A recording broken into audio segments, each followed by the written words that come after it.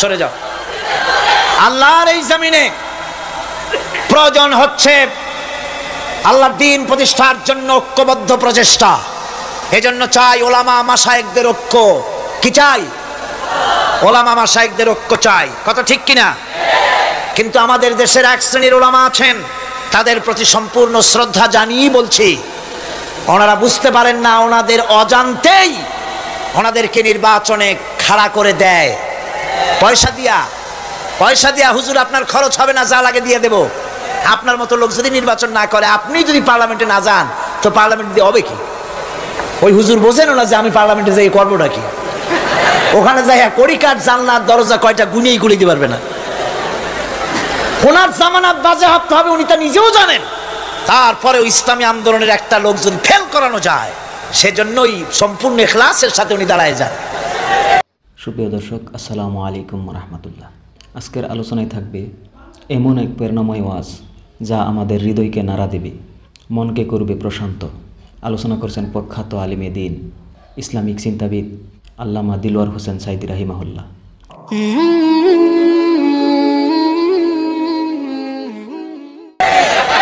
আর এজন্যে পার্শ্ববর্তী দেশ থেকে কিছু লোক আসেন, তারা এসে এদেশের মুসলমান এবং ওলামাদের মধ্যে অনৈক্য ঘটায় যান। তারা যত বড় আলেম হোক আর পীর নামের হোক, আমি তাদেরকে সাবধান হতে বলি, আপনার রাজনীতি আপনার দেশে করুন। আওলাদে রাসূলের নাম লাগাইয়া বাংলাদেশের রাজনীতিতে নাক গলাবেন না।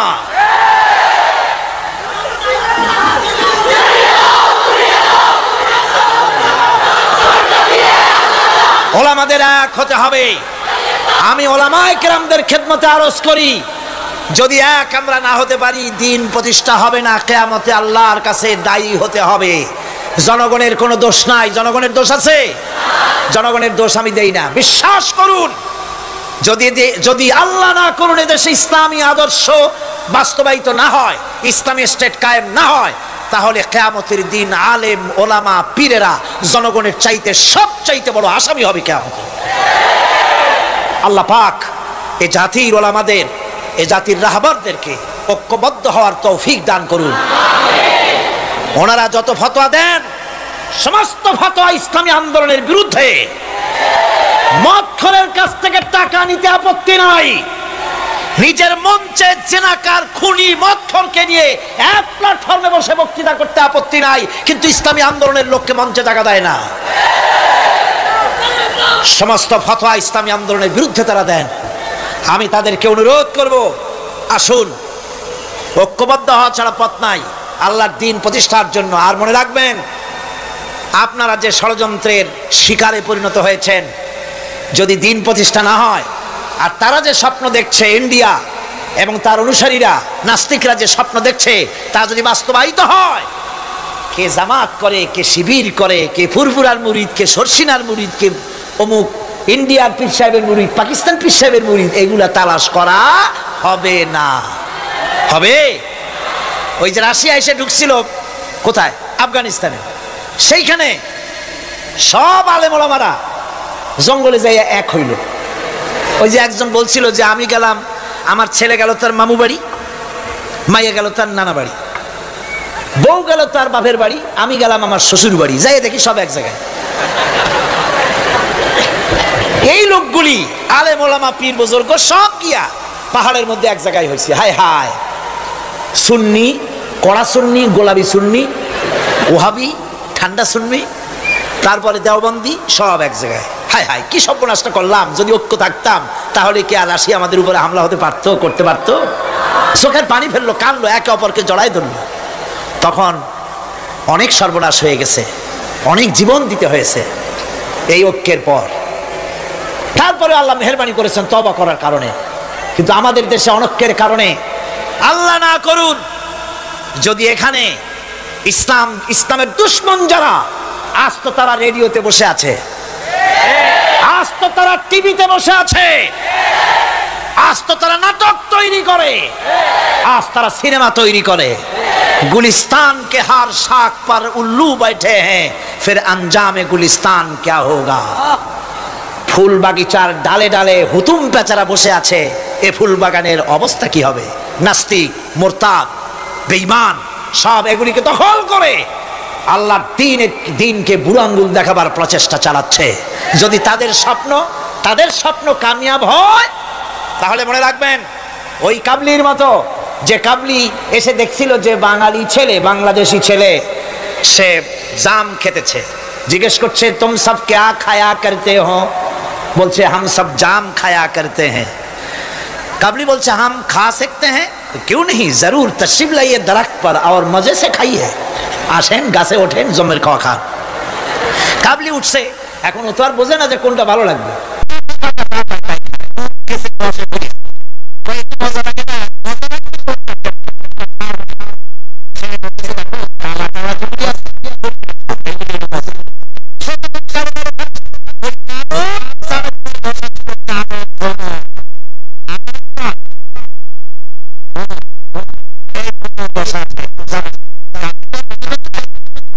শুদ্ধা ধরছে, কাবলির হাতের মধ্যে ভ্রমর পড়ছে। এখন কাবলির হাত তো বোঝেন সাগর কলার মতো আঙ্গুল, ওর ভিতরে ভ্রমর পড়ে ভোঁ ভোঁ করছে। কাবলি বলছে ভোঁ করো ভাঁ করো ছোড়েগা नहीं, কালে কালে जितने पाएंगे सब खा छोड़ेंगे। কালো পাইলেই হয়েছে। সুতরাং ইসলাম বিরোধীরা যদি সুযোগ পেয়ে যায়, দেওবন্দি মাদ্রাসায় কে পাশ করেছো, পটিয়াকে, হাটহাজারীকে, ফুরফুরাকে, সরসিনাকে, দেওবন্দিকে, আলিয়াকে দেখা হবে না, পাইকারি ধরে দাড়ি টুপি ধরে ধরে হত্যা করা হবে।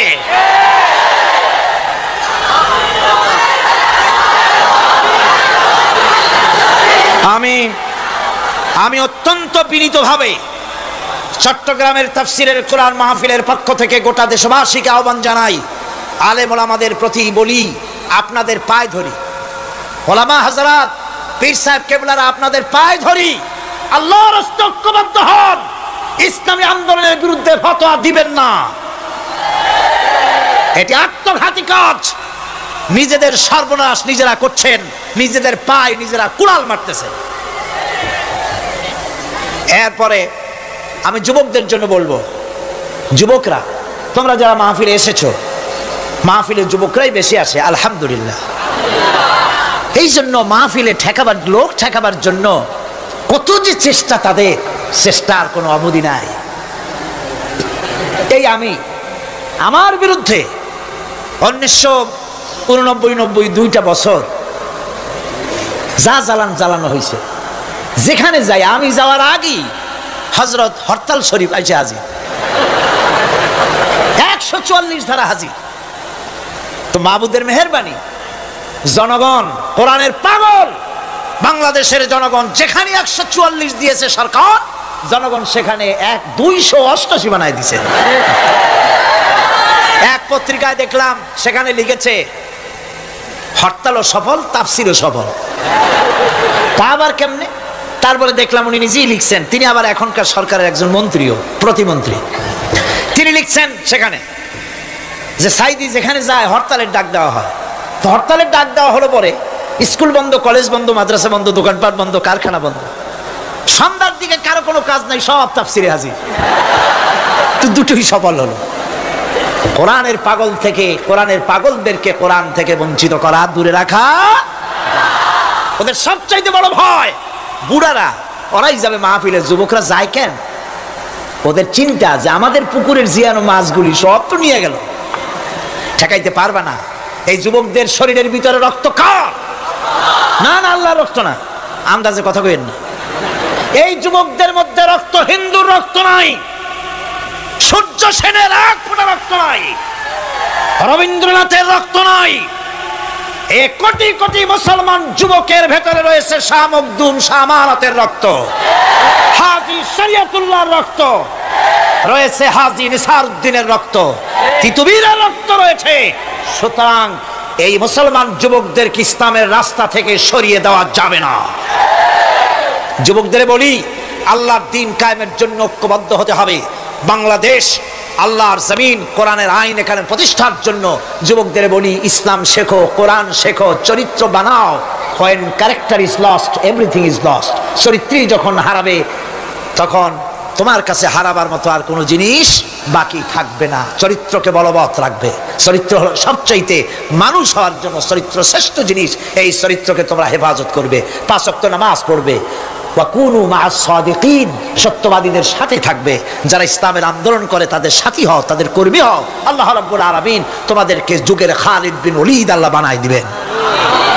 আমি তো বিশ্বাস করি এই যুবকদের হাতে ইসলামের পতাকা উড়বে বাংলাদেশে ইনশাআল্লাহ।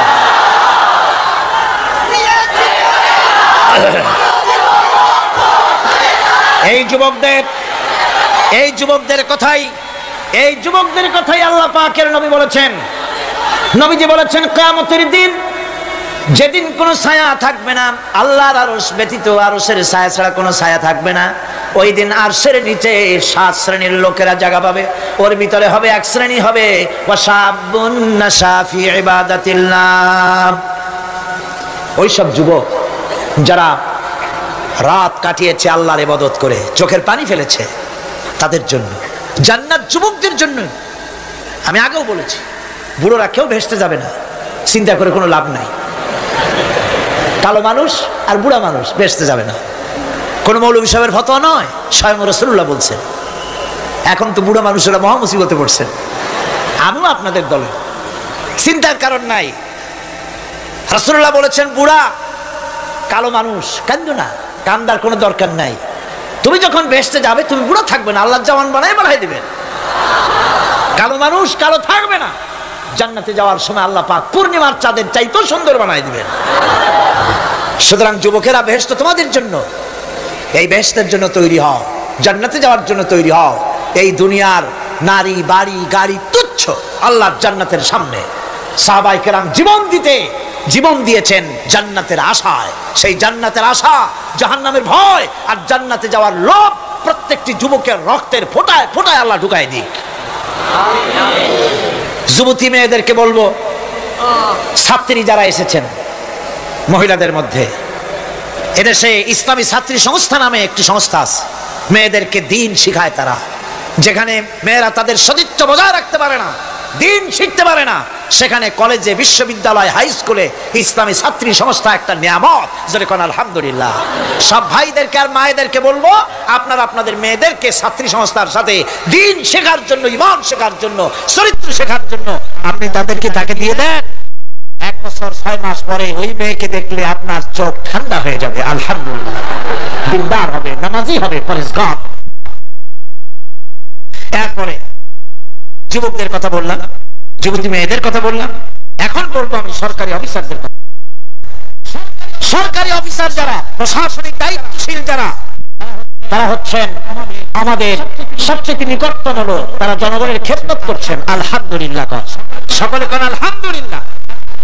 আমি দোয়া করি তাফসীরের মাহফিলের পক্ষ থেকে সরকারি অফিসার যারা, ম্যাজিস্ট্রেট আছেন, জজ আছেন, ডিসি আছেন, এনডিসি আছেন, এডিসি আছেন, টিএনও আছেন, সর্বস্তরে সচিব থেকে শুরু করে দারোগা পর্যন্ত সর্বস্তরের প্রশাসনিক দায়িত্বশীল ব্যক্তিবর্গকে আল্লাহ রাব্বুল আলামিন ঈমানী যোগ্যতার সাথে সরকারি দায়িত্ব পালনের তৌফিক দিন। তবে একটা কথা বলবো, আপনি যে দায়িত্বে আছেন, আপনি সরকারকে খুশি করার জন্য অবৈধ কাজে লিপ্ত হবেন না। আপনার বিবেক যদি বাধা দেয়, বিবেককে ফাঁকি দিয়ে অন্যায় কাজে হাত দিবেন না।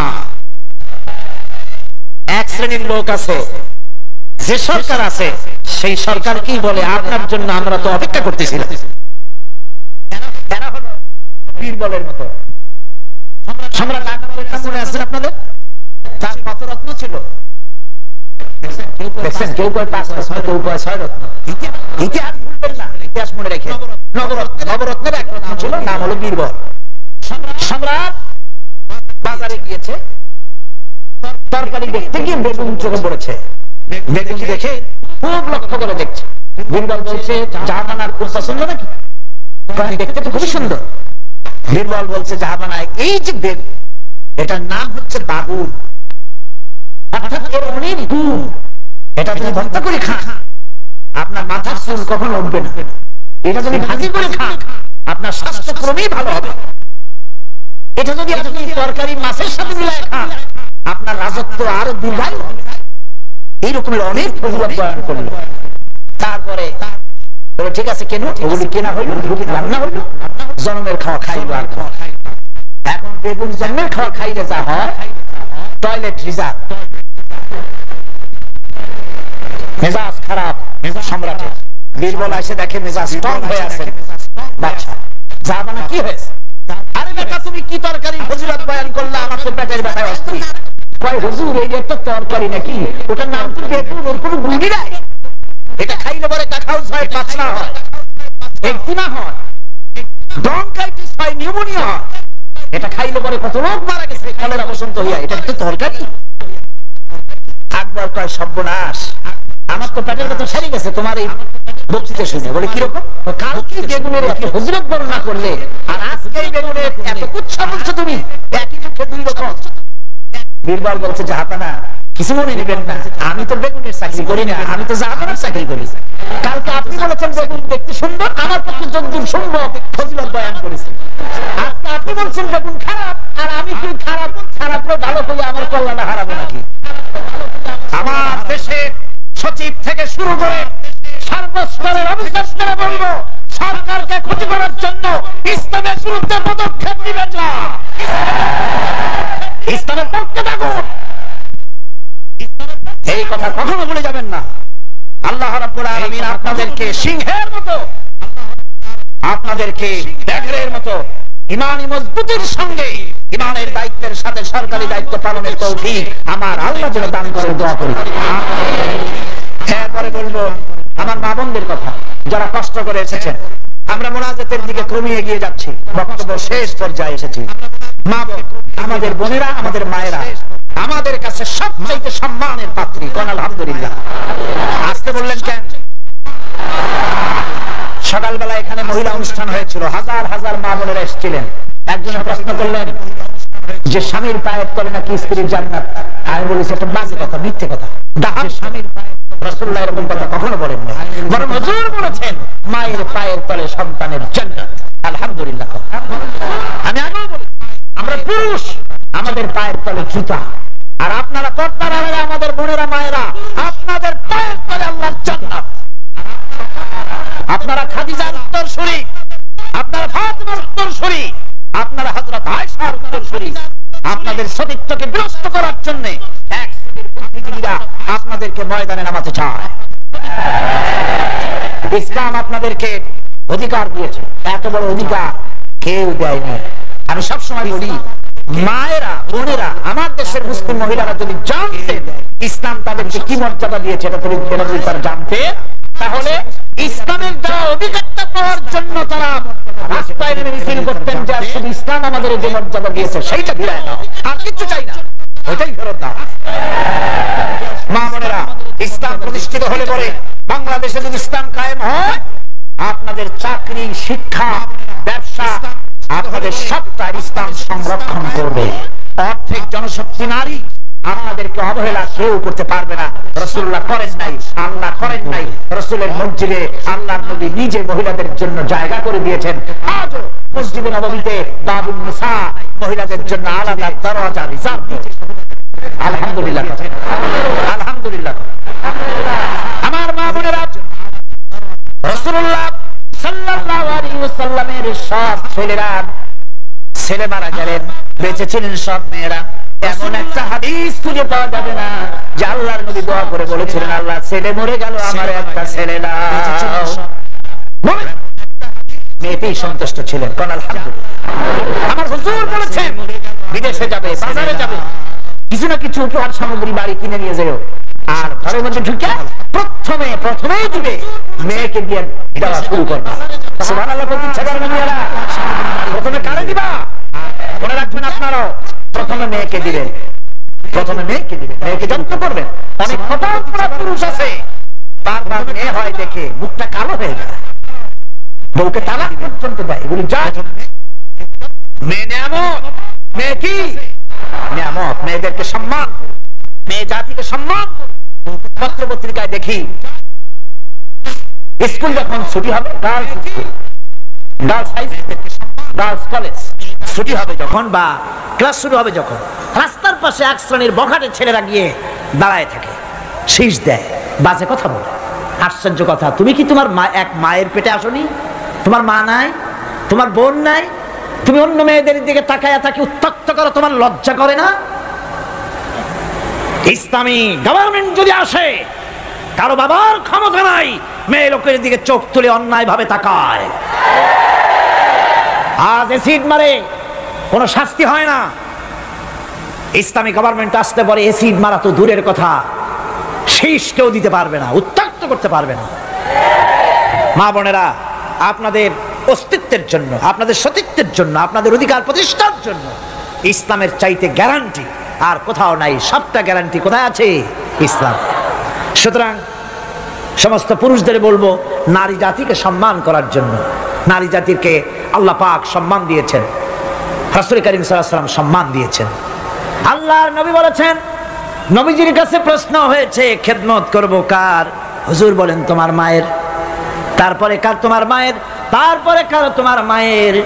তারপরে কার? তোমার পিতার। আল্লাহর নবী মায়ের বাপের চাইতে মায়ের মর্যাদা 3 গুণ বাড়াইয়া দিলেন। সে যে মাই হোক, আপন মা হোক আর সৎ মা হোক, মায়ের মাই।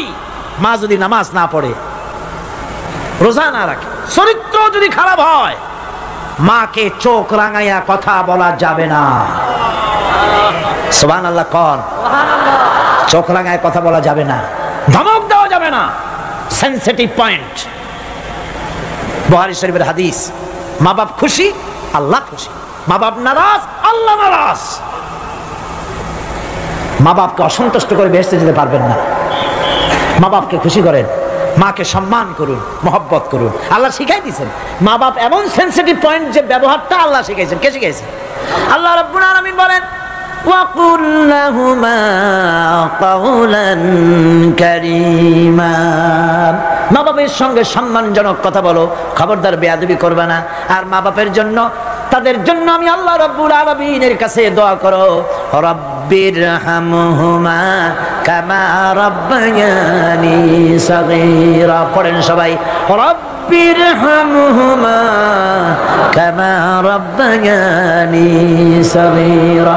আল্লাহ রাব্বুল আলামিন শিখাই দিলেন, বান্দারে তোর মা বাপের জন্য আমার কাছে দোয়া কর, আয় আল্লাহ আমার মা বাপ যেমন ছোট্টবেলায় আমাকে স্নেহের কোলে লালন পালন করেছে, মাবুদ গো আমার মা বাপকে তোমার রহমতের কোলে লালন পালন করো।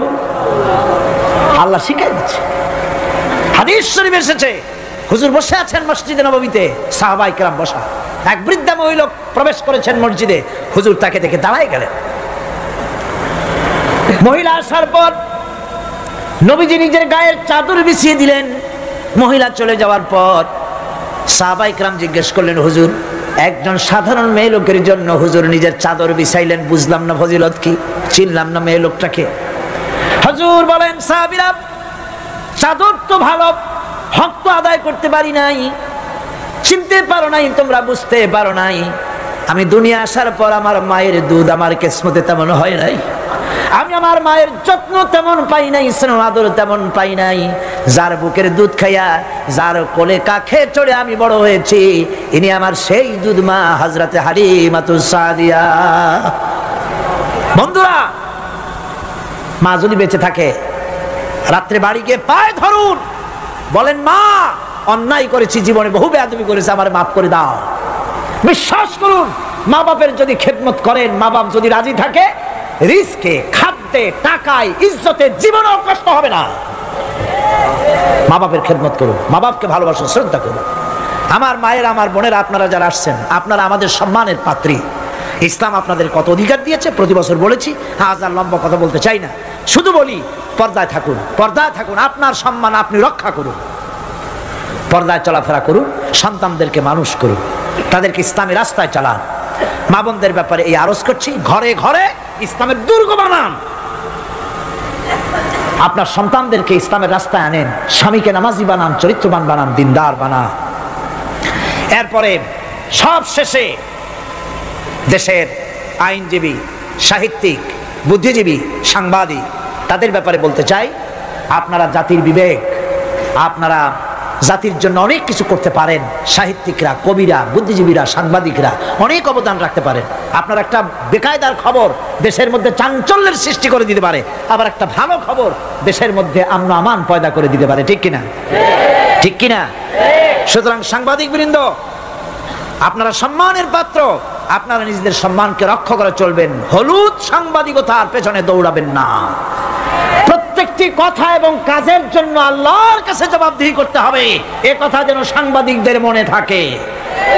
আল্লাহকে ভয় করুন, আল্লাহকে ভয় করুন, আল্লাহকে ভয় করে সাংবাদিকতার মহান পেশায় নিয়োজিত থাকুন। হক কথা লিখবেন, জীবনের বিনিময় হক কথা বলবেনই। অন্যায়কে প্রশ্রয় দিবেন না, সত্যকে ঢেকে রাখবেন না, তাহলে কিয়ামতে আল্লাহর কাছে জবাবদিহি করতে হবে। আইনজীবী, বুদ্ধিজীবী, সম্মানের পাত্র আপনারা, আপনারা দেশের জন্য, জাতির জন্য কল্যাণজনক কিছু রেখে যাওয়ার জন্য চেষ্টা করুন। সব শেষ কথা সেটা হলো এই পৃথিবীর কাছে আমরা অনেক ঋণী, এই পৃথিবীর কাছেও আমরা অনেক ঋণী। এই পৃথিবীতে পৃথিবীর ফল খাই, ভাত খাই, মাছ খাই, পনির খাই, তরকারি খাই, দুধ খাই, গোশ খাই, এই পৃথিবী থেকে উৎপাদিত। সুতরাং এই পৃথিবীর কাছেও আমরা ঋণী আছি। মূল ঋণী তো আল্লাহর কাছে। মূল ঋণী কার কাছে? আল্লাহ পাকের কাছে। তবে পৃথিবীর কাছেও একটু ঋণী আমরা আছি, সেই ঋণ পরিশোধ করতে হবে। সেই ঋণটা কিভাবে পরিশোধ করবেন? সেই ঋণটা পরিশোধের একটাই পথ, আপনার চাইতে আপনি একজন ভালো নাগরিক আপনার সন্তানদের মধ্য থেকে তৈরি করে যান। একজন দিনদার, ইমানদার মুসলমান সন্তান, সন্ততি, ছেলে মেয়ে তৈরি করে যান। তাদেরকে দিনদার বানান, নামাজি বানান, চরিত্রবান বানান। আল্লাহ পাক যেন সকলকে তৌফিক দেন। শেষে একটা ওয়াদা করতে চাই, আপনাদের কাছে একটা দাবি করতে চাই। আমার দাবি তো আপনারা মনে হয় ফেলবেন না, ফেলবেন নাকি? আপনাদের জানা আছে অযৌক্তিক দাবি আমি করব না। সে দাবিটা হচ্ছে, বহুত মুসলমান আছে শবে বরাতে সারা রাত জাগে কিন্তু ফজরের নামাজ পড়ে না। আছে কিনা? আজকের মাহফিলে দোয়া কবুল হবে আশা করে অনেক বেনামাজিও আসছেন, নামাজ পড়েন না। 5 ওয়াক্ত নামাজকে সঠিকভাবে পড়তে হবে, রাজি আছেন? নামাজের ব্যাপারে গত বছর প্রায় 2 ঘন্টা ওয়াজ করেছিলাম, মনে আছে না? মনে না থাকলে ক্যাসেট আবার কিনে নেবেন, আবার কিনবেন, আবার শুনবেন। যেহেতু আমি কথা নিজের থেকে বলি না, কোরআনে কারীম থেকে বলার চেষ্টা করি। আমি আজকে ওয়াদা চাই, মুনাজাতের আগে জীবনে কোনোদিন ফরজ নামাজ, ফরজ রোজা, শরীয়তের ওজর ছাড়া ছাড়বো না। ওয়াদা করতে পারবেন? 2 হাত উঁচু করেন। মা বোনেরা আপনারাও আপনাদের পর্দার ভিতরে হাত উঁচু করে বলেন, ইয়া আল্লাহ। সকলে বলতে হবে, ইয়া আল্লাহ, তোমার নামে কসম করছি, যতদিন আমার মাথার কাছে মালাকুল মউত না আসতেছে ততদিন পর্যন্ত ফরজ নামাজ, ফরজ রোজা, শরীয়তের ওজর ছাড়া ছেড়ে দেব না। ইয়া আল্লাহ, আমার এই শপথ মৃত্যু পর্যন্ত পালন করার তৌফিক আমাকে দান করো। আমিন ইয়া রাব্বাল আলামিন। দরুদ শরীফ পড়েন। আল্লাহুম্মা 10 এগুলো আপনি বলে দিন। জি জি জি, ঠিক আছে। আজকে এই মঞ্চে 10 জন ইসলাম কবুল করার জন্য হাজির হয়ে গেছেন।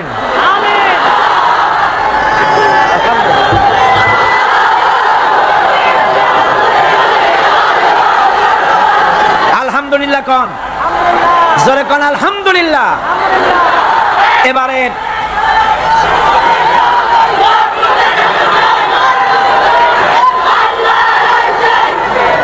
এবারে ওনাদেরকে মুসলমান ইসলাম কবুল করার পর, ইসলাম কবুল করাবার পর আমাদের 5 দিনের তাফসিরের মাহফিলের কাঙ্ক্ষিত মুনাজাতের দিকে এগিয়ে যাব। এবং অবশ্যই আমি বিশ্বাস করি মুনাজাত আল্লাহর দরবারে কবুল হবে ইনশাআল্লাহ। তাহলে এখন হলো 13 জন না? 31 জন সর্বমোট এখন হচ্ছে 13 জন। প্রথম দিন এবং মাঝে চতুর্থ দিনে 1 জন। এই সব মিলাইয়া 39 নয়, সব মিলিয়ে এবারের তাফসিরের মাহফিলে 31 জন ইসলাম কবুল করলেন। আলহামদুলিল্লাহ।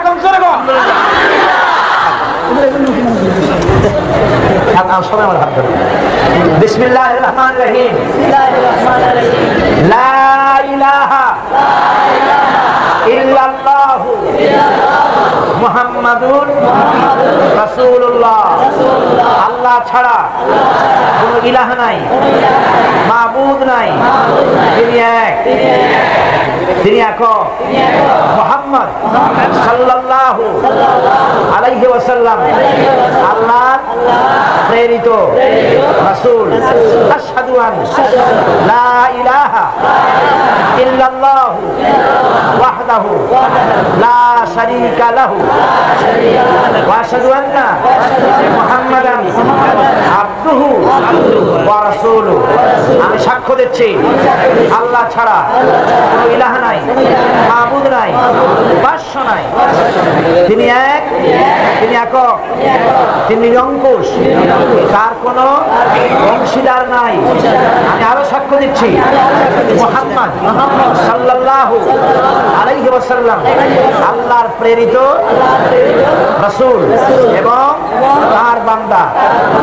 সকলকে বলো আসসালামু আলাইকুম। জোরে জোরে সবাই দাঁড়ান, সবাই দাঁড়ান। এই নতুন মুসলমান মুসলিম বৃন্দ আপনাদের সকলকে বলেছে আসসালামু আলাইকুম। আপনারা প্রাণ ভরে সালামের জবাব দেন।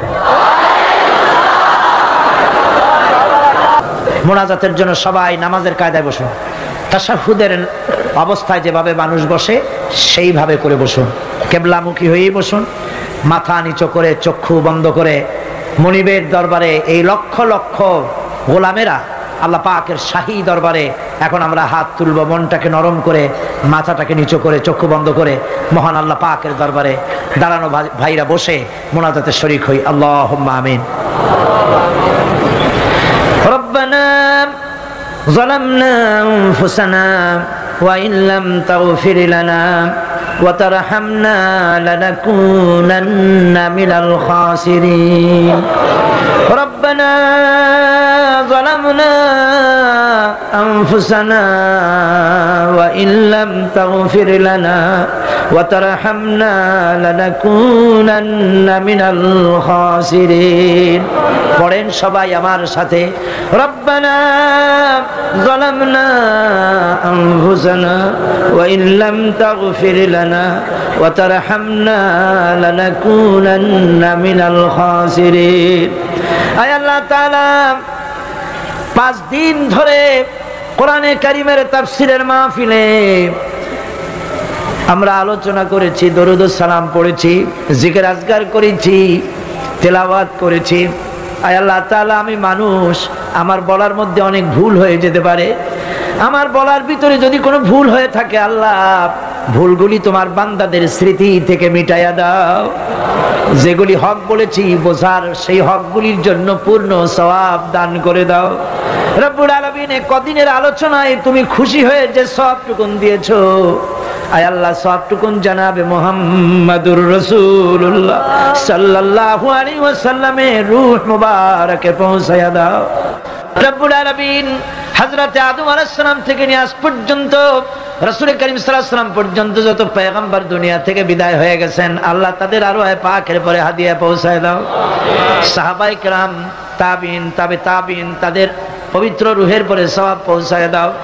আজওয়াজে মুতাহারাত, তাদের পবিত্র রূহের পরে সওয়াব পৌঁছায় দাও। রব্বুল আলামিন, तमाम পৃথিবীর বুকে উলামা, পীর, মাশায়েখ, আসফিয়ায়ে কেরাম, আউলিয়ায়ে কেরাম, মুসলমান মুমিনিন মুমিনাত দুনিয়া থেকে যারা বিদায় হয়ে গেছে, কবরে তুমি সওয়াব পৌঁছায়া দাও।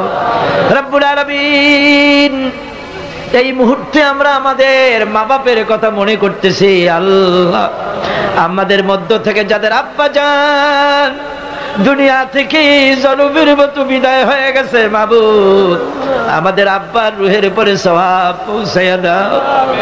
আব্বার কবরটাকে জান্নাতের টুকরায় পরিণত করে দাও। রব্বুল আলামিন,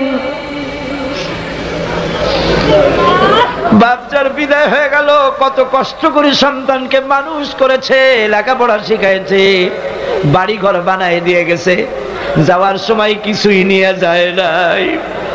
আয় আল্লাহ, আমাদের আব্বা জানের কবর জান্নাতের টুকরা বানাইয়া দাও। রব্বুল আলামিন, আমাদের জনম দুঃখিনী মা,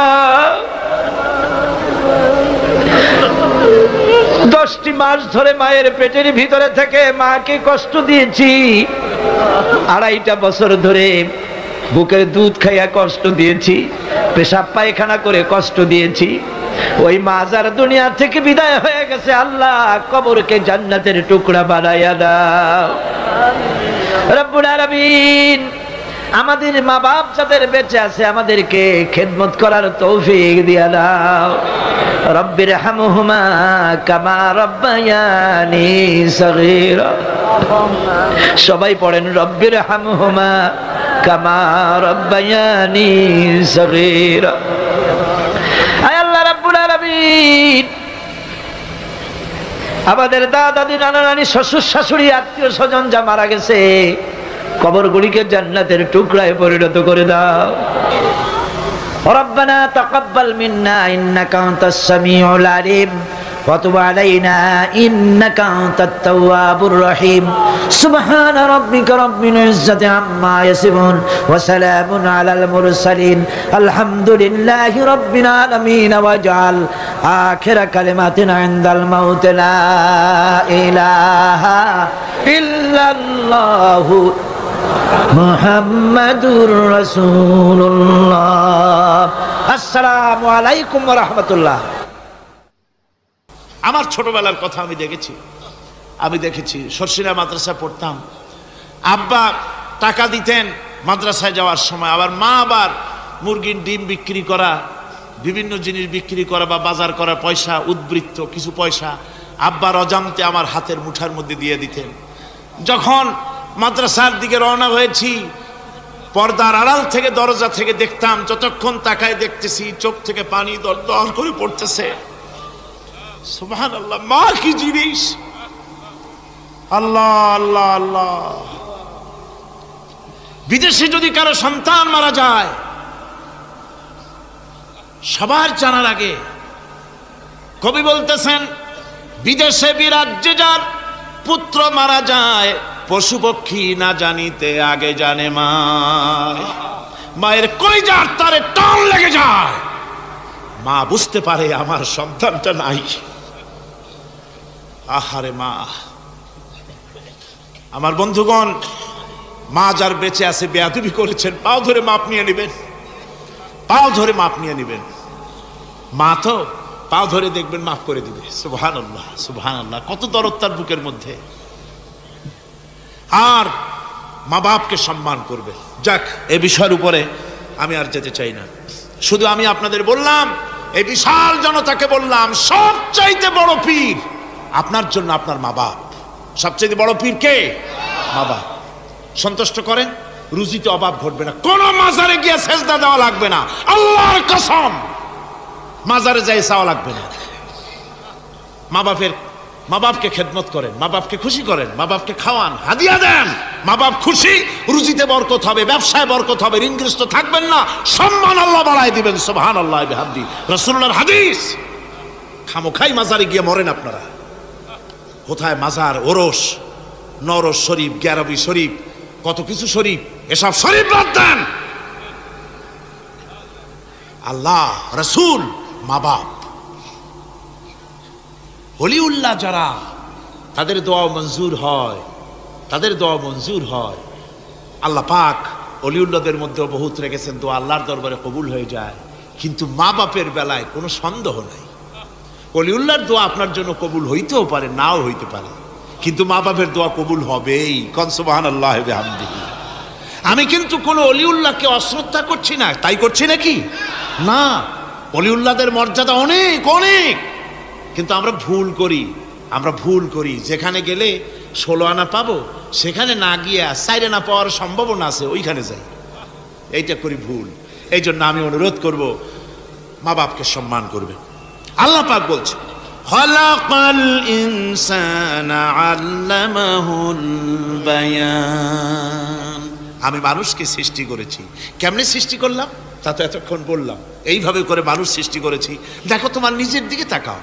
ফালইয়ানজুরিল ইনসানু মিম্মা খুলিক। কিভাবে মানুষ তোমাকে সৃষ্টি করা হলো, একবার তাকায় দেখো, তোমার শরীরের দিকে একটু তাকায় দেখো তো, কেমনে আমি বানাইলাম। কিভাবে তৈরি করলাম লক্ষ্য করো। এই যে মাথা, এই মাথাটার ভিতরে আছে কি? মগজ, ব্রেইন। বিজ্ঞানীরা বলেছেন এতে 1000 মিলিয়ন নার্ভ সেলস আছে এর মধ্যে। 1000 মিলিয়ন নার্ভ সেল।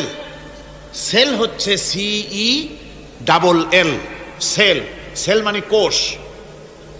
এই 1000 অনুভূতি কোষ, 1000 মিলিয়ন অনুভূতি কোষ রয়েছে মাথার ভেতরে। মস্তিষ্কের এসব কোষগুলি, এসব সেলগুলি, তার মধ্যে আবার আছে নার্ভ ফাইবার, অর্থাৎ সূক্ষ্ম নার্ভ সুতা সমগ্র শরীরের মধ্যে তা ছড়িয়ে দেওয়া আছে। এই সূক্ষ্ম সুতার মাধ্যমে ঘন্টায় 70 মাইল বেগে শরীরের প্রত্যেকটা অঙ্গ প্রত্যঙ্গের খবর মস্তিষ্কের মধ্যে চলে যায়। সুবহানাল্লাহ বিহামদিহি। আপনার পায়ে যদি কাটা ফোটে, শরীরে যদি ব্যথা লাগে, ঘন্টায় 70 মাইল বেগে সূক্ষ্ম যে তারগুলি আল্লাহ দিয়েছেন, ওই তারের মাধ্যমে আপনার মাথায় চলে যায়। মস্তিষ্কে গেলে পরে তড়িৎ গতিতে সিদ্ধান্ত হয় কাটা তুলতে হবে, অথবা একটা সাপ দেখেছেন, সাপ প্রথম চোখ দিয়ে দেখলেন, চোখ, এই চোখের ভিতরে আপনার 130 মিলিয়ন লাইট রিসেপ্টর আছে, অর্থাৎ বিভিন্ন দৃশ্যকে, ছবিকে ক্যাচ করার মতো 130 মিলিয়ন লাইট রিসেপ্টর গ্রহণযোগ্য মেশিন রয়েছে চোখের ভিতরে। চোখ দিয়ে সাপ দেখলেন, চোখের ভিতরে রয়েছে আবার অসংখ্য তার। এই অসংখ্য তার ব্রেনের সঙ্গে জুড়ে দেওয়া আছে। চোখ সাপ দেখলো, 70 মাইল বেগে প্রতি ঘন্টায় এই খবর তড়িৎ প্রবাহের মতো মস্তিষ্কের ভেতরে চলে গিয়েছে। মস্তিষ্ক সঙ্গে সঙ্গে ডিসিশন দিচ্ছে, দৌড় মারো, অথবা লাঠি হাতে নাও, অথবা যে কোনো একটা পজিশন তাকে সাথে সাথে সিদ্ধান্ত দিয়ে দিচ্ছে। জোরে বলেন সুবহানাল্লাহ। এই অনুভূতি শক্তি যদি আল্লাহ পাক না দিতেন মানুষের শরীরে, পায়ের মধ্যে পাথর ঢুকলে, কাটা তো কাটা, পাথর ঢুকলেও টের পাইতাম না। আল্লাহ পাক এই ব্যবস্থা করে দিয়েছেন মস্তিষ্কের মধ্যে এতগুলি সেল, প্রত্যেকটা সেলের আলাদা আলাদা কাজ। সুখ, দুঃখ, ভালোবাসা, মোহাব্বত, আনন্দ, স্বাদ ইত্যাদি জিনিসের অনুভূতি মস্তিষ্কের ভেতর থেকেই হয়। এখানে সেগুলি রেখে দেওয়া হয়েছে। তারপরে রয়েছে এই মস্তিষ্কের ভেতরে মেমোরি, স্মৃতি শক্তি। দেখুন, এই যে টেপ রেকর্ডারে ওয়াজগুলি রেকর্ড হচ্ছে, তাফসীর রেকর্ড হচ্ছে। কিছুদিন পর ওই রেকর্ডের উপরে আর একটা কথা যদি উঠান, তাহলে প্রথম কথা থাকবে? প্রথম গান বা ওয়াজ থাকবে? নষ্ট হয়ে যাবে। কিন্তু আল্লাহ রাব্বুল আলামিন আপনার আমার মাথার ভিতরে এমন এক ফিতা দিয়ে দিয়েছেন, এমন একটা মেমোরি ফিতা দিয়েছেন, যেই ফিতার ভিতরে হাজার হাজার, লক্ষ লক্ষ, কোটি কোটি সমস্ত কথাগুলি ধরবে, আপনি মুখস্থ করতে পারবেন। আগে যা মুখস্থ করেছেন, পরে মুখস্থ করলে পরে আগেরটা মুছে যাবে না। সুবহানাল্লাহ বিহামদিহি। কি সুন্দর করে মস্তিষ্কের ভেতরে এই মেমোরি শক্তিকে আল্লাহ পাক তৈরি করে দিয়েছেন। চিন্তা করলে মাথা নত হয়ে যাবে আল্লাহর দরবারে। আল্লাহ পাক বলছেন, এই জিনিস আমি তোমার মাথার মধ্যে রেখেছি। দেখুন, মানুষ কত কথা বলে, কত বই পড়ে। মানুষের মাথায় যত কথা আছে, সব কথা যদি লিপিবদ্ধ হয়, ভলিউম হয়ে যাবে, যা একটা লাইব্রেরিতে ধরা সম্ভব নয়। অর্থাৎ আপনার মাথাটা হচ্ছে একটা বিশ্বকোষ, আপনার মাথাটা হচ্ছে একটা বিরাট বিশ্বজোড়া লাইব্রেরি। জোরে কোন সুবহানাল্লাহ। আপনার মাথায় যা আছে তা আপনার কোনো বিল্ডিং এর মধ্যে ধরবে না, কোনো গ্রামে, কোনো দেশের মধ্যে তা ধরবে না। এত জিনিস আপনার মাথার মধ্যে আছে, ঠিক কিনা? এরপরে আল্লাহ পাক একটা চোখ আমাদের দিলেন। আল্লাহ রাব্বুল আলামিন বলেন, আলাম নাজআল লাহু আইনাইনি ওয়া লিসানান ওয়া শাফাতাইন ওয়া হাদাইনাহুন নাজদাইন। আমি কি তোমাদেরকে দুটি চক্ষু আর জিহ্বা, আর তোমাদেরকে আমি কি তোমাদের দুটি চক্ষু, দুটি ঠোঁট আর জিহ্বা কি আমি তোমাদের দেই নাই, যা দিয়া তোমরা দেখতে পাও, যা দিয়া তোমরা অনুভূতি, মাথার ভিতরে অনুভূতি জাগে। এই যে দুটো চোখ দিলাম, সুবহানাল্লাহ, সুবহানাল্লাহ বলেন। দুটি চোখ আছে বলে এই সুন্দর পৃথিবী দেখতে পাই। চোখ দুটি না থাকলে পৃথিবী অন্ধকার। মা দেখতে পাবো না, কোরআন দেখতে পাবো না, পৃথিবী দেখতে পাবো না, বাপ দেখতে পাবো না, সন্তান দেখতে পাবো না, দুনিয়াটা মিথ্যা হয়ে যাবে, ঠিক কিনা? ছোট্ট চোখ, 1 থেকে 1.5 ইঞ্চির ভিতরে এত সুন্দর দুটি ক্যামেরা, যে ক্যামেরা দিয়া দুনিয়ার সব কিছুকে ক্যাচ করা যায়, সব ক্যাচ করা যায়। বলুন তো, এমন একটা বাক্স আপনারা কেউ বানায় দিতে পারবে যে বাক্সের ভিতরে হাতি, ঘোড়া, বাঘ, ভল্লুক, ময়না, টিয়া, পাহাড়, পর্বত, নদ, নদী, কীট, পতঙ্গ, তরু, লতা, গাছপালা, গোষ্ঠী শুদ্ধা ধরবে, আরো খানিকটা জায়গা বাকি থাকবে, এরকম একটা বাক্স কেউ বানায় দিতে পারবে? পারবে না। এমন একটা বাক্স পৃথিবীর কোনো মিস্ত্রি বানাতে পারবে না। কিন্তু আল্লাহ রাব্বুল আলামিন আপনার আমার কপালের নিচে 1 থেকে 1.5 ইঞ্চির ভিতরে এমন 2টা ফিল্ম বক্স তৈরি করে দিয়েছেন, যা দিয়ে তাকাবেন আপনি কোটি কোটি মানুষ দেখবেন, পাহাড় দেখবেন, সমুদ্র দেখবেন, সূর্য দেখবেন, চন্দ্র দেখবেন। এত কিছু দেখার পরেও চোখের ভিতরে আরো খানিকটা জায়গা ফাঁকা থেকে যায়। কি বিরাট নিয়ামত এই চোখ আল্লাহ পাক আমাদেরকে দান করেছেন। এই চোখকে হেফাজতের জন্য আবার চোখের উপরে সানসেট তুলে দেওয়া আছে, সানসেট ভুরু, আল্লাহ ভুরু লাগায় দিয়েছেন, নিচে একটু হাড় জায়গায় দিয়েছেন, উপরে সানসেট, ভেতরে চোখ, যাতে করে বল এসে লাগলে পরে চোখটা গলে না যায়, আছার খেলে পরে চোখটা গলে না যায়, চোখটাকে সেফ সাইডে রেখে দিয়েছেন আল্লাহ পাক সুবহানাহু ওয়া তাআলা। আল্লাহ পাকের কাছে শুকরিয়া তো আদায় করলাম না, আদায় করি। আসুন পড়ি আমরা সবাই, আলহামদুলিল্লাহি রাব্বিল আলামিন। আল্লাহ পাক বলেন, আলাম নাজআল লাহু আইনাইনি ওয়া লিসানাও ওয়া শাফাতাইন। জিহ্বা দিলাম আমি তোমাকে, এই জিহ্বার ভিতরে 3000 আস্বাদন স্তর আছে। বিজ্ঞানীরা বলেছেন একটা জিহ্বার মধ্যে 3000 আস্বাদন স্তর আছে। প্রত্যেকটা স্তরের সাথে মস্তিষ্কের সাথে তার লাগানো আছে। জিহ্বায় সব জিনিসের টেস্ট নেবেন, আর তার অনুভূতি, তার স্বাদটা ওখানে টের পাবে মস্তিষ্কের ভেতরে। এই জিহ্বা আল্লাহ পাক দান করে দিলেন মুখের মধ্যে। সুবহানাল্লাহি বিহামদিহি। সব রকমের স্বাদ পান না একরকম? জিলাপির স্বাদ একরকম, রসগোল্লার স্বাদ আর এক রকম, ছানার স্বাদ আর এক রকম, বেলের স্বাদ একরকম, তালের স্বাদ আর এক রকম, মুরগির স্বাদ একরকম, খাসির স্বাদ আর এক রকম, লট্টা ফিশের স্বাদ একরকম, শুটকির স্বাদ আর এক রকম, কোরাল মাছের স্বাদ আর এক রকম, শাকের স্বাদ আর এক রকম। হাজার হাজার খাদ্য দ্রব্যের স্বাদ এক জিহ্বা দিয়ে আল্লাহ রাব্বুল আলামিন নেওয়ার তৌফিক দিলেন। খালাকাল ইনসান, কি সুন্দর করে মানুষ বানালাম। দেখিস না, শুকরিয়া আদায় করিস না, এগুলি দেখবি আর শুকরিয়া আদায় করবি কি সুন্দর করে আমি আল্লাহ তোমাকে সৃষ্টি করেছি। শুধু তাই নয়, আল্লাহ পাক বলেন, ইয়া আইয়ুহাল ইনসানু মা গাররাকা বিরাব্বিকাল কারীম। ও মানুষ, কোন জিনিস তোমাকে ধোকায় ফেলে দিল? তোমার মহান প্রভুর ইবাদত থেকে, গোলামি থেকে কোন জিনিস তোমারে ধোকায় ফেলে দিল? কেন ধোকায় পড়ে গেলে? কোন খোদা? আল্লাযী খালাকাকা ফাসাওয়াকা ফাআদালাক ফি আইয়ি সূরাতিন মা শাআ রাক্কাবাক। ওই আল্লাহ যিনি তোমাকে সুগঠিত করেছেন, তোমাকে সুন্দর করেছেন, সুস্থ করেছেন, সম্পৃক্ত করেছেন, সংযোজিত করেছেন। রাক্কাবা ইউরাক্কিবু তারকিবান, একটার সাথে আরেকটার জোড়া পদ্ধতি কি সুন্দর করে বানালাম। সুবহানাল্লাহি বিহামদিহি। আমার ভাইরা লক্ষ্য করুন, আপনার পা থেকে শুরু করে মাথা পর্যন্ত প্রত্যেকেই তার নিজের হাতের 8 বিঘত। বিঘত বোঝেন? বিঘতের কি কয়েছি এরকম? এক বিঘত খদ্দে না, 1 বিঘত। 1 বিঘত এইটাকে কি বলে? 1 বিঘত। প্রত্যেক ব্যক্তি তার পা থেকে শুরু করে, পায়ের তালু থেকে শুরু করে মাথা পর্যন্ত কয় বিঘত? 8 বিঘত। মাইফে দেখেন বাড়ি যায়। আর দুনিয়ার সব করলেন কিন্তু নিজের শরীরটা দেখেন নাই, শরীরটা দেখেন নাই। পা থেকে নিয়ে হাঁটু পর্যন্ত 2 বিঘত, হাঁটু থেকে কোমর পর্যন্ত 2 বিঘত, কোমর থেকে বুক পর্যন্ত, হাড় পর্যন্ত 2 বিঘত, হাড় থেকে মাথার তালু পর্যন্ত 2 বিঘত। মোট কয় বিঘত হলো? 8 বিঘত। আবার মানুষ যদি পাখির মতো 2টো দানা এভাবে বিস্তার করে দেয়, তো ডান হাতের আঙ্গুল থেকে নিয়ে বাম হাতের আঙ্গুল পর্যন্ত এর দৈর্ঘ্য আসবে 8 বিঘত। তার মানে লম্বাও 8 বিঘত, চওড়াও। এর কোনো ব্যতিক্রম পৃথিবীর কোনো মানুষের হবে না। বাড়ি যেয়ে মাপে দেখেন, অবশ্য নিজেরটা অপরেরটা মাপলে তারতম্য হবে।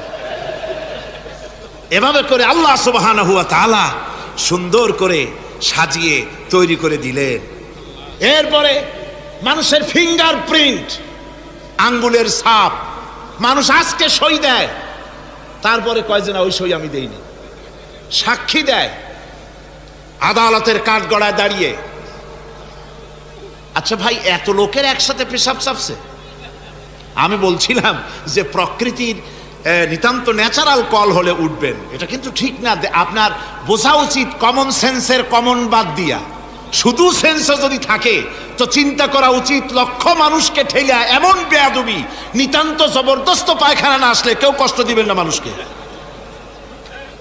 কষ্ট দিবেন না। পেশাব এবং পায়খানার জবরদস্ত ঠেলা না আসলে মানুষকে আল্লাহর রাস্তে কষ্ট দিবেন না, লক্ষ লক্ষ মানুষের সঙ্গে বেয়াদবি করবেন না। আমার ভাইরা, বলতেছিলাম ফিঙ্গারপ্রিন্ট। আজকে সাক্ষ্য দিয়া বলে আমি ওই সাক্ষী দেই নাই, সাক্ষী দিয়া কোর্টে সাক্ষী দেয়, তারপরের দিন আবার যখন কোর্টে হাজির হয় কয় যে ও কথা মিথ্যা, আমি ওটা বলি নাই। এরপরে সই করে, পরের দিন কয় যে ওই সই আমার না, মিথ্যা সই। আল্লাহ রাব্বুল আলামিনের অ্যাডমিনিস্ট্রেশন দেখুন। রাব্বুল আলামিন এমন সুন্দর ফিঙ্গারপ্রিন্টের ব্যবস্থা করলেন, আঙ্গুল দিয়া যদি কাগজের উপরে বুড়ো আঙ্গুলের ছাপ লাগায় দেন, কিয়ামত পর্যন্ত আপনি আপনার 14 গোষ্ঠী এসে ওকে এটাকে অস্বীকার করতে পারবে না। পৃথিবীর কোন মানুষের ফিঙ্গারপ্রিন্টের সাথে আরেকজনের আঙ্গুলের ছাপ মিলবে না।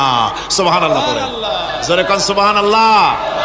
আল্লাহ কয় কি সুন্দর বানাইলাম দেখছো, একটু তাকায় দেখো জোড়া পদ্ধতি কেমনে জোড়াগুলি দিলাম। আঙ্গুলের মাথা থেকে বাহু পর্যন্ত 8খানা জোড়া। কয়খান জোড়া? মোট পুরা শরীরে 360টা জোড়া। কয়টা জোড়া? 360টি জোড়া পুরা শরীরের মধ্যে। আর আঙ্গুল থেকে শুরু করে বাহু পর্যন্ত 8খানা জোড়া আছে।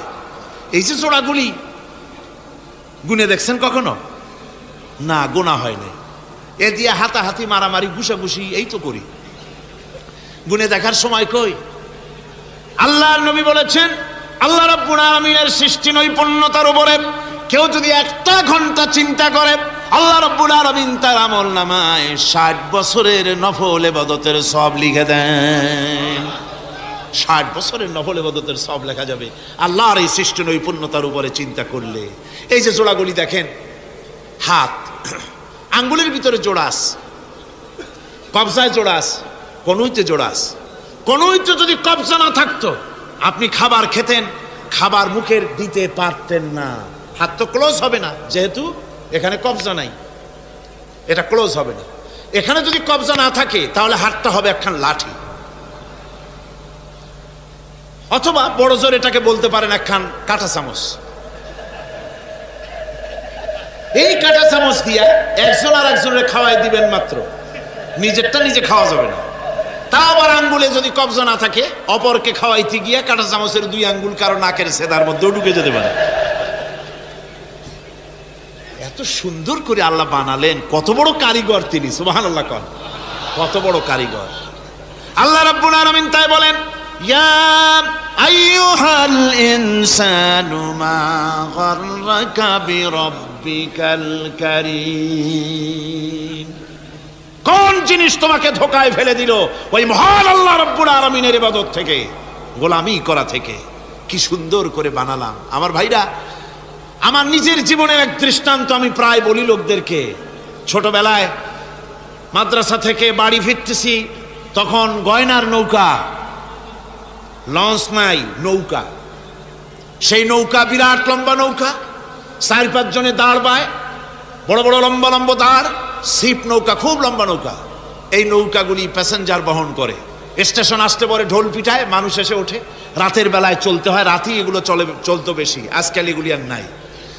সেই নৌকার মাঝখানে থাকতো বাঁশ পোতা, 2 দিকে মানুষ শোবে, নৌকার 2 দিকে মাথা দিয়ে, 1 দিকে পা দিয়ে শোবে। ছাত্র জীবন, শুয়ে আছি এরকম করে, কিন্তু পা লম্বা করা যায় না, পা লম্বা করলে আর একজনের বুকের উপরে গিয়ে ওঠে। এভাবে করে পা কতক্ষণ গোটো করে রাখা যায়? কিছুক্ষণ পর মনের মধ্যে চিন্তা জাগলো যে আল্লাহ, হাঁটুতে তো ব্যথা করতেছে। এই হাঁটুগুলি যদি নাট বল্টুর মতো মোড়ায় মোড়ায় খোলার সিস্টেম করে দিতে, তাহলে তো এখন কষ্ট হতো না। ঠ্যাংডারে মোড়াইয়া খুলিয়া তারপরে ব্যাগের মধ্যে ভরিয়া বালিশের কাজও হতো, ঠ্যাংও ব্যথা করতো না। ছাত্র হলে যত চিন্তা মাথার মধ্যে আসে, এইসব চিন্তা, কেনুর মধ্যে একটা মুড়ি প্যাঁচ হইলে ভালো হইতো, এইসব চিন্তা করতেছে। চিন্তা করে করে এক ফাঁকে ঘুম এসে গেল। সকালবেলায় নৌকা যখন ভিড়েছে স্টেশনে, ঘুম ভেঙে গেল যাত্রীদের চিৎকারে। একজন বলছে আমার মানি ব্যাগ চুরি হয়েছে, আর একজন বললো আমার হ্যান্ড ব্যাগ গেছে, আর একজন বলছে আমার ব্রিফকেস গেছে, চোরে নিয়ে গেছে। ওরা তো যার যার হারানো জিনিস নিয়ে ব্যস্ত। আমি তখন তওবা করতেছি যে আল্লাহ, আমার বুদ্ধিমতো যে বুদ্ধি রাত্রে করলাম, এই বুদ্ধিমতো যদি মানুষের হাতে এবং কেনুতে থাকতো নাট বল্টির মতো করে মুড়ি পেঁয়াজ দেওয়া, আর ওইগুলি যদি থাকতো ব্রিফকেসের মধ্যে, হ্যান্ডব্যাগের মধ্যে, তাহলে তো সকালবেলায় শুনতাম কেউ বলতো যে আল্লাহ আমার তো ঠ্যাং চুরি হয়ে গেছে, কেউ বলতো আমার তো হাত চুরি হয়ে গেছে। আল্লাহ আল্লাহ আল্লাহ আল্লাহ, আল্লাহু আকবার। আল্লাহ সুবহানাহু ওয়া তাআলা কি সুন্দর করে তৈরি করেছেন। এত হাল তারা মিন ফুতুর, আমার সৃষ্টি নৈপুণ্যতার ভেতরে কোনো ভুল দেখতে পাও? কোনো ভুল পাবে না। আমার সৃষ্টি নৈপুণ্যতার ভেতরে কোনো ভুল নাই। সুবহানাল্লাহি বিহামদিহি, সুবহানাল্লাহি বিহামদিহি। এত সুন্দর করে আল্লাহ সুবহানাহু ওয়া তাআলা মানুষ সৃষ্টি করলেন। খলাকাল ইনসান আল্লামাহুল বায়ান, তিনি মানুষকে কথা বলা শিখিয়েছেন, তিনি মানুষকে সৃষ্টি করেছেন এত সুন্দর করে, চামড়া দিয়ে, সুন্দর করে চোখ দিয়ে, চুল দিয়ে, মুখ দিয়ে, কি সুন্দর করে বানিয়েছেন। সুবহানাল্লাহ। দেখুন, পায়ের তালুর চামড়া একরকম, তলার চামড়া আর এক রকম, বুকের চামড়া একরকম, পিঠের চামড়া আর এক রকম, ঠিক কিনা কন? পায়ের উপরের যে চামড়া, ওই চামড়াটা যদি পায়ের তলায় হতো, 2 দিনও হাঁটা যেত না। প্রতি সপ্তাহে 3 বার করে হাফসুল করা লাগতো, কোন ঠিক কিনা? আল্লাহ সুবহানাহু ওয়া তাআলা যেখানে যেটা দরকার তাই দিয়েছেন। আর ওরা বলে কি, কয় যে আল্লাহ নাই, দেয়ার ইজ নো গড। ছাগল কোথাকার। গ্যাগারিন বলেছিলেন, ইউরি গ্যাগারিন প্রথম মহাশূন্যচারী, মহাশূন্য পরিভ্রমণ করে এসে বললেন যে মহাশূন্যের লক্ষ লক্ষ মাইল পরিভ্রমণ করে এলাম। মহাশূন্যে হিন্দুরা যাকে ভগবান বলে, খ্রিস্টান যাকে গড বলে, মুসলমানেরা যারা আল্লাহ বলে, এই লক্ষ লক্ষ মাইলের কোনো জায়গায় অস্তিত্ব দেখলাম না। কিসের আল্লাহ, কিসের গড? নাউজুবিল্লাহি মিন যালিক। কত বড় ছাগল! তুমি দেখবা আল্লাহ রে, তুমি তো নিজের শরীরই নিজে দেখো না। আমরা কি আমাদের নিজের শরীরটা দেখি? আয়নার সাহায্য ছাড়া ঘাটটা কেমন, হিপটা কেমন, ব্যাকটা কেমন, পিছনের উরুটা দেখতে কেমন, আজ পর্যন্ত আয়নার সাহায্য ছাড়া দেখতে পারি নাই। নিজের শরীরটাই দেখতে পারি নাই, আর এই শরীরের স্রষ্টাকে দেখতে চাই। সাহস তো কম না পাগলের। আল্লাহ সুবহানাহু ওয়া তাআলা তিনি মানুষকে সৃষ্টি করেছেন, কত সুন্দর করে তিনি বানিয়েছেন। একবার লক্ষ্য করে দেখো, শুকরিয়া আসবে আল্লাহর দরবারে, মাথা নত হয়ে আসবে। কি সুন্দর করে আল্লাহ পাক বানিয়েছেন। মানুষের শরীরে কিডনি লাগবে 2টি, কিডনি লাগবে 1টা। কিডনি কি? কিডনি হচ্ছে আপনার পেশাবকে ছেঁকে বের করে দেয়, একটা দারুণ জিনিস আপনার শরীরের জন্য। কিডনি যদি ইনঅ্যাক্টিভ হয়ে যায়, হাত পায়ে পানি এসে হাত পা ফুলে আপনি মৃত্যুর দিকে এগোতে থাকবেন। এই কিডনি, এই ছাকনি মাত্র 1টা হলে চলে, কিন্তু আল্লাহ পাক ছাকনি, এই কিডনি দিয়েছেন 2টো। কটা দিলেন? 2টো। একটা যদি কখনো ডিসঅর্ডার হয়ে যায়, আর একটা দিয়ে যেন আমার বান্দা কাজ চালায় নিতে পারে। সুবহানাল্লাহ বিহামদিহি, সুবহানাল্লাহ। চোখ তো একটা হলেও হয়, কিন্তু আল্লাহ চোখ দিলেন 2টো। কটা দিয়েছেন? 2টো চোখ দিয়েছেন, 2টো কান দিয়েছেন। আমি অবাক হয়ে গিয়েছি যখন আমার ছেলের চিকিৎসা চলতেছিল সিঙ্গাপুর মাউন্ট এলিজাবেথ হসপিটালে। 4টা অপারেশন হয়েছে। আমার ছেলে কারিবুল মত, একেবারে মৃত্যুর দুয়ারে চলে গিয়েছিল। 4টি অপারেশন, 40 ব্যাগ রক্ত লেগেছে। 2.5 ফিট তার ইন্টেস্টাইন কেটে ফেলেছে, 2.5 ফিট খাদ্যনালী কেটে ফেলে দিয়েছে। আমি ডাক্তারকে জিজ্ঞেস করলাম, সার্জনকে, 2.5 ফিট তার খাদ্যনালী তুমি কেটে ফেললে, তা আমার এই ছেলে খেয়ে হজম করবে কি করে? তার খাওয়াটাও প্রবলেম হবে না? ডাক্তার আমাকে যা বলল, শোনা মাত্র আমার চোখে পানি এসে গেল। ডাক্তার বলল, তুমি জানো না আমি তো মাত্র 2.5 ফিট কেটেছি। তোমার স্রষ্টা, এই পৃথিবীর স্রষ্টা মানুষ যিনি সৃষ্টি করেছেন, প্রত্যেক মানুষের পেটের ভিতরে এই খাদ্য নালীকে রব্বুল আলামিন 22 ফিট লম্বা করেছেন। 22 ফিট লম্বা আছে এটা। আমি তো মাত্র 2.5 ফিট কেটেছি। কোন প্রয়োজনে যদি কাটতে কাটতে আরো কাটা হয়, 10 ফিটও কাটা হয়, কষ্ট হবে না। সুবহানাল্লাহ বিহামদিহি। তার শ্বাস নেওয়ার জন্য, প্রশ্বাস নেওয়ার জন্য কি ব্যবস্থা আল্লাহ পাক করেছেন। হার্ট, মানুষের হার্ট বিট হচ্ছে, এটাকে হার্ট বিট যেটা হয়, সংকোচন সম্প্রসারণ। এই যে মানুষ, ডাক্তাররা বলে রোগী হার্ট অ্যাটাক করেছে, হার্ট অ্যাটাক করেছে। হার্ট যে হার্ট অ্যাটাক করলো, অ্যাটাকটা কি? অ্যাটাকটা হচ্ছে সংকোচন সম্প্রসারণ, সংকোচন সম্প্রসারণ, এরকম হচ্ছে। ফট করে এটা অ্যাটাক করলো, আর যদি ছেড়ে না দেয় এটাই অ্যাটাক করা, এটাই তার জীবনটা শেষ হয়ে যাওয়া। ডাক্তাররা বলেছেন যে মানুষের শরীরের সব কিছু চিন্তা করে গবেষণা করে বহুত কিছু বুঝেছি, কিন্তু হার্টটা এরকম পাঞ্চিং কেন করে এই জিনিস আজও পর্যন্ত আমাদের মাথায় ঢোকে নাই। সুবহানাল্লাহ। আল্লাহ পাক কি সুন্দর করে এই পাঞ্চিং এর মাধ্যমে, হার্ট যেভাবে করতেছে, এই পাঞ্চিং এর মাধ্যমে সমস্ত শরীরের রক্তগুলি পা থেকে শুরু করে মাথা পর্যন্ত সব ছড়িয়ে দেওয়া হচ্ছে, এভাবে এভাবে ছড়িয়ে দেওয়া হচ্ছে, যাতে করে মানুষ জীবিত থাকে, শরীরের রক্ত গরম থাকে, হিম শীতল হয়ে মানুষ যেন মারা না যায়। এই জন্য আল্লাহ সুবহানাহু ওয়া তাআলা এত সুন্দর ব্যবস্থা করেছেন। এক সময় আঘাত পেয়ে অনেকগুলি রক্ত যদি পড়ে যায়, মানুষ রক্ত শূন্যতায় মরবে না, আবার খানিকটা রক্ত রিজার্ভও থাকে, আল্লাহ পাক রিজার্ভ করে রাখেন। স্পঞ্জের ভিতরে পানি থাকলে উপর থেকে টের পাওয়া যায়, ওরকম খানিকটা রক্ত আল্লাহ শরীরের ভিতরে রিজার্ভ করে গেছেন। এই জন্য বড় বড় ডাক্তাররা, বড় বড় ডাক্তার, বড় বড় বিজ্ঞানী কখনোই নাস্তিক হয় না। এই সব দৃশ্য দেখে তারা মনে করে নিশ্চয়ই একজন কেউ আছেন যিনি এগুলি তৈরি করেছেন, এগুলি এমনে এমনে হয় নাই। যিনি তৈরি করেছেন তিনি কে? তিনি হচ্ছেন আল্লাহ সুবহানাহু ওয়া তাআলা। তিনি এগুলি সৃষ্টি করেছেন, তিনি এগুলি তৈরি করেছেন। ওই আল্লাহ পাকের কাছেই আমাদের সকলকেই ফিরে যেতে হবে। আল্লাহ রাব্বুল আলামিন তিনি বলছেন, আমি মানুষ সৃষ্টি করেছি। খালাকাল ইনসানা আল্লামাহুল বায়ান। মানুষ সৃষ্টি করেছি, শুধু মানুষকে সৃষ্টি করি নাই, আমি আবার তার জোড়াও তৈরি করে দিয়েছি। মানুষ একা একা না, পৃথিবীতে সব জোড়ায় জোড়ায় তৈরি করেছি। উদ্ভিদের মধ্যে জোড়া তৈরি করেছি, প্রাণী জগতের মধ্যে জোড়া তৈরি করেছি। এই দুনিয়ার ভিতরে যা কিছু আছে, উদ্ভিদ হোক আর মানুষ হোক, প্রাণী জগৎ হোক, সবগুলিকে আমি আল্লাহ জোড়া বানাইছি। জোড়ায় জোড়ায় নর এবং নারী সবগুলির মধ্যে করে দিয়েছি, যাতে করে তোমরা তাদের কাছে শান্তি পাও। আর তোমাদের মধ্যে ভালোবাসা সৃষ্টি করেছি, মহব্বত সৃষ্টি করে দিয়েছি। আর পরিণত বয়সে এই মহব্বতকে আমি আল্লাহ করুণার সহৃদয়তায় পরিণত করে দেই। তোমার থেকে তোমার জোড়া নারী সৃষ্টি করেছি, স্ত্রী। সেই স্ত্রীর কাছে তুমি তোমার স্বস্তি শান্তি ফিরে পাবে।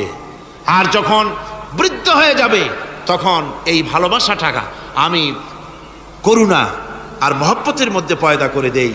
এর দ্বারা এই ভালোবাসা এবং মহব্বতের মাধ্যমে সন্তান সন্ততি পৃথিবীতে আসে, নাতি আসে, পৌত্র আসে, পৌত্রী আসে। এভাবে করে আত্মীয় স্বজন পরিবেষ্টিত অবস্থায় দুনিয়ায় মানব বংশ আমি এভাবে করে বৃদ্ধি করি।